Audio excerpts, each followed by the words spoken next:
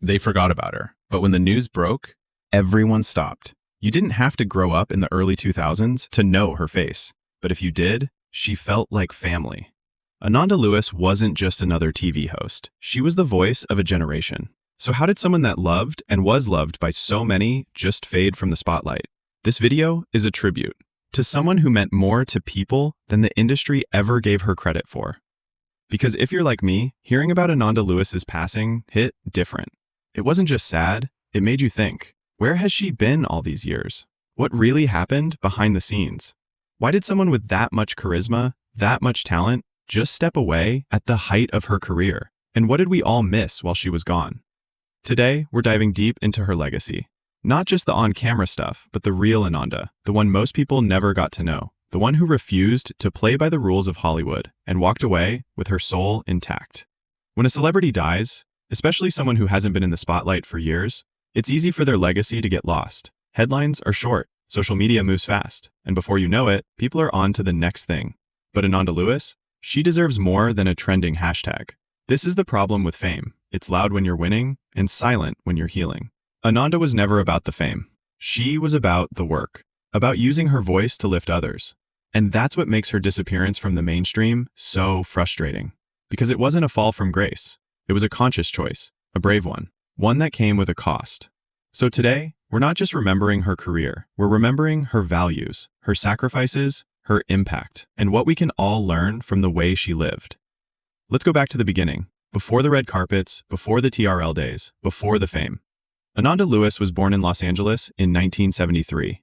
Raised by a single mom, she grew up between LA and San Diego. Her childhood wasn't easy, but that's where the fire came from. She was always outspoken, always unafraid to speak her mind. That fire eventually led her to Howard University, where she majored in history.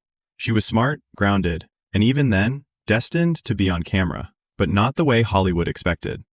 In the early 90s, Ananda became a host on Teen Summit, a talk show on BET that was all about giving a platform to young Black voices.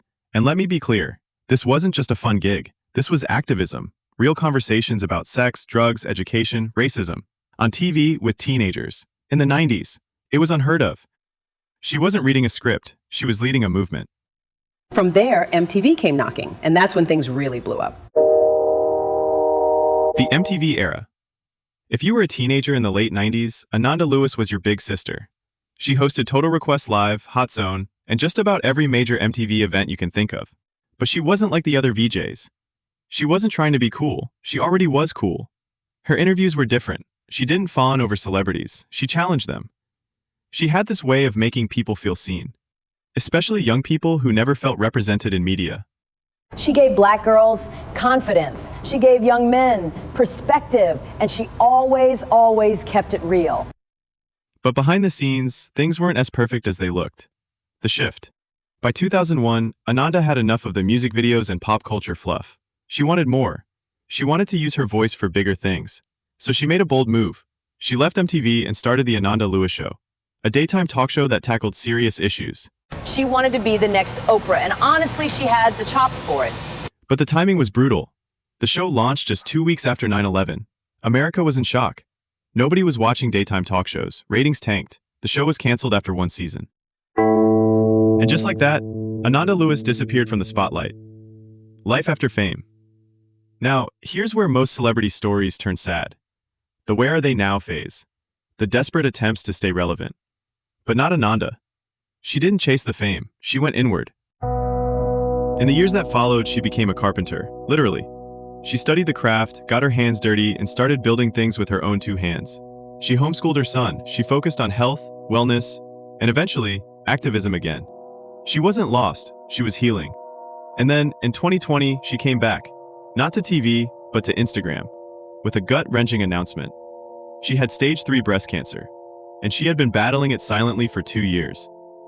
She said she didn't get mammograms because she didn't trust the system. She wanted to do things naturally. And by the time she got checked, it was already advanced. That's the part that hurts the most. Because this wasn't just a media personality. This was a mom, a friend, a fighter. And she was trying to do the right thing. Trying to protect herself from a system that hasn't always protected women like her. When the news of her passing broke, there wasn't a massive media frenzy. There weren't breaking news alerts on every network. But if you looked online, if you checked the comments, if you searched her name, you saw something else. Real love. People remembering how she made them feel, how she helped them through depression, how she made them feel seen. People who never even met her, but still felt like they lost a friend. That's legacy.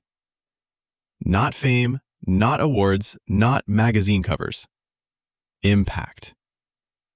She wasn't perfect. She didn't always play by the rules, but she stayed true to herself. And in an industry built on fakery, that's rare. That's why this tribute matters. Because we don't just lose people when they die. We lose them when we forget what they stood for. And Ananda Lewis stood for something real. Ananda Lewis wasn't just a TV host. She was a trailblazer, a truth teller, a healer. She walked away from fame not because she failed, but because she saw through it. She saw that real life happens off camera. She showed us that you can be visible and vulnerable. That you can shine without selling out. That stepping back doesn't mean giving up. It means choosing yourself. Her life was a reminder that sometimes the loudest legacy is the quiet one. The one built not in front of millions, but in the hearts of the people she touched. And if nothing else, her story teaches us this. Don't wait to honor people until they're gone.